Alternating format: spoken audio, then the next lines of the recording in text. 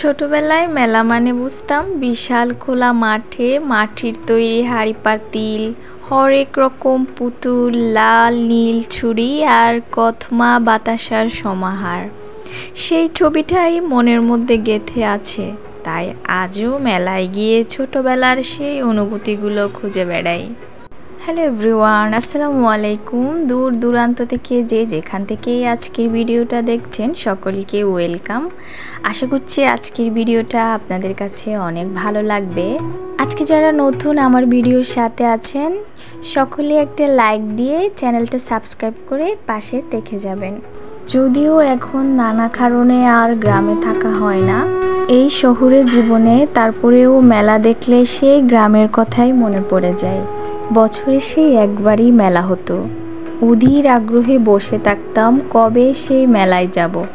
সময় যুগ সবই পাল্টে গেছে, এখন আর বছরের জন্য অপেক্ষা করতে হয় না। তো আজকে যে মেলায় আসলাম সেটা কোনো উপলক্ষ বা ট্রেডিশনাল কোনো মেলা না, এটা একেবারেই আমার বাসার পাশে ছোট্টখাট্ট একটা মেলা। যদিও একদম ছোট্ট পরিসরে মেলাটা, তারপরেও অনেক ভালো লাগলো গিয়ে। যেহেতু বাসার একদমই কাছাকাছি, তো মনে হলো আজকে একটু ঘুরে আসি আর আপনাদেরকেও শেয়ার করি। তো এখানে দেখলাম অনেক ইন্টারেস্টিং একটা, এটা কি বলে আইসক্রিম নাকি কি আল্লাহ জানে, এটা খেলে মুখ দিয়ে এরকম ধোঁয়া বের হয়। এটার আবার ইন্টারেস্টিং একটা নামও দিয়েছে, স্মোকি ক্যান্ডি। বাহ, আমার অনেক ভালো লেগেছে, যদিও খাই নাই। মেলা ছোট হোক আর বড় হোক, হরেক রকম জিনিস তো থাকবেই, বিশেষ করে মেয়েদের জিনিস। এখানে অনেক রকম মেয়েদের জিনিসপত্র রয়েছে এবং এটা আরও বেশি ইন্টারেস্টিং। এই জিনিসটাও ছোটোবেলার কথা মনে পড়ে যায়। এটা হচ্ছে হাতে বিভিন্ন নকশা দেওয়া হয়। আজ বড় হয়ে অনেক বছর পরে এই জিনিসটা দেখলাম। এটা হাতের মধ্যে লাগিয়ে ছোট্টবেলায় কত যে একটা খুশি হতাম।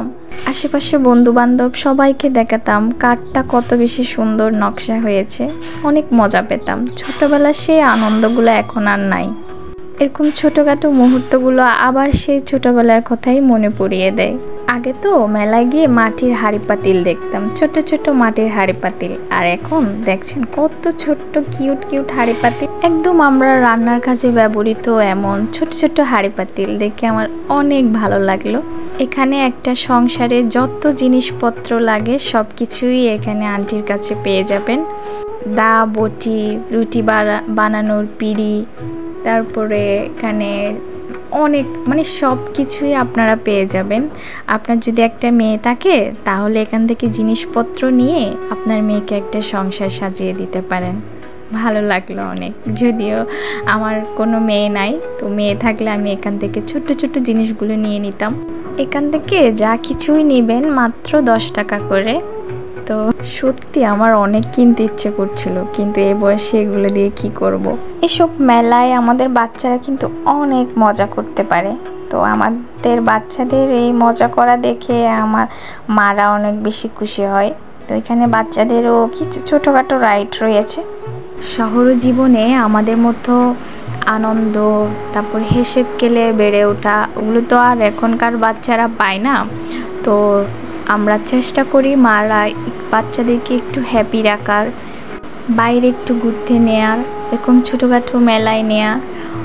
আমাদের বাচ্চাদের মেমোরিতে ছোট ছোট মুহূর্তগুলো আসলে ছোটোবেলার কথাগুলো গেঁথে থাকে। এক সময় আমাদের ছোট ছোট বাচ্চারা একদিন বড় হয়ে যাবে, এই ছোট ছোট মেমোরিগুলো তাদের মনে থেকে যাবে। আমরা মা বাবারা সেটাই চাই, ছোট্ট থেকে বড় হওয়া প্রত্যেকটা মেমোরি যেন তাদের মনে গেঁথে থাকুক। আগের গ্রাম্য মেলাগুলো তো না, কথমা বাতাসার এগুলো কিন্তু দেখা যেত, এখনও আছে, কিন্তু এই মেলায় অত বেশি দেখলাম না। এখানে দেখলাম রোল আইসক্রিম বিক্রি করছিল। এসব ছোটোখাটো মেলা থেকে না আসলে আহামরি অনেক কিছু কেনা হয় না, তারপরে অনেক ভালো লাগে, ঘুরতেও অনেক ভালো লাগে। এখানে অনেক সুন্দর সুন্দর লাল নীল চুড়ি, কাচের চুড়ি একসময় অনেক কিনে রাখতাম, কিন্তু আর পরা হয় না, তো এখন আর কিনি না। সীমিত পরিসরে সব কিছুই মেলায় বসেছে। তো একটা ইন্টারেস্টিং জিনিস দেখবেন, এই যে নাগরদোলা, এটা কিন্তু গ্রাম্য একটা ফিল এনে দেয়। গ্রাম্য মেলায় আগে মেলা হলে এরকম একটা নাগরদোলা থাকতোই।